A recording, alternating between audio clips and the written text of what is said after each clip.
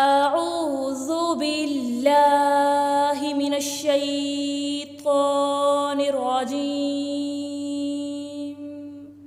بسم اللہ الرحمن الرحیم السلام علیکم ورحمۃ اللہ وبرکاتہ۔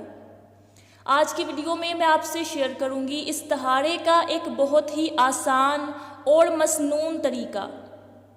ایک استخارے کا مسنون طریقہ ہے کہ 2 رکعت نفل پڑھیں، پھر نفل پڑھ کے جو استخارے کی دعا ہے وہ پڑھیں۔ تو اس میں کم از کم 5 یا 10 منٹ لگ جاتے ہیں اگر صحیح طریقے سے استخارہ کیا جائے تو۔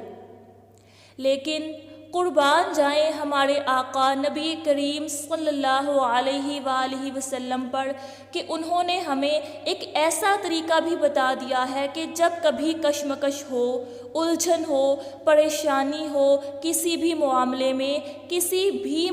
میں تو صرف یہی کہہ دو، بسم اللہ الرحمن الرحیم، اللہم خیر لی واختر لی، اللہم خیر لی واختر لی۔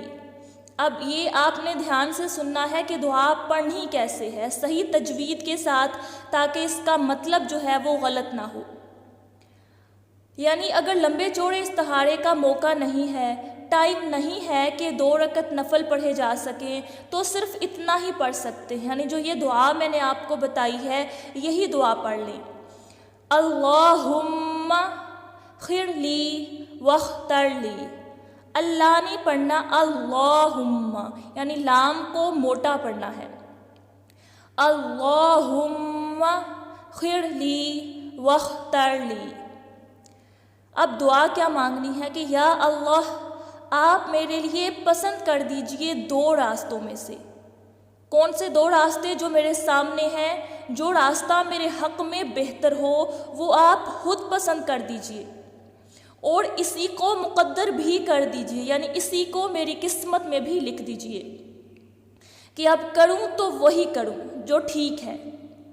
کر کے دیکھیں اس عمل کو، انشاءاللہ تعالی آپ کو فائدہ ہوگا۔ اس کے علاوہ شیخ الاسلام مفتی محمد تقی عثمانی صاحب نے بھی استخارے کا یہ طریقہ بتایا ہے۔ یعنی اگر لمبے چوڑے استخارے کا ٹائم نہیں ہے، موقع نہیں ہے کہ 2 رکعت نفل پڑھے جا سکیں، تو پھر صرف یہ دعا پڑھ سکتے ہیں۔ دعا کیا ہے؟ اللہم خیر لی واختر لی، اللہم خیر لی واختر لی۔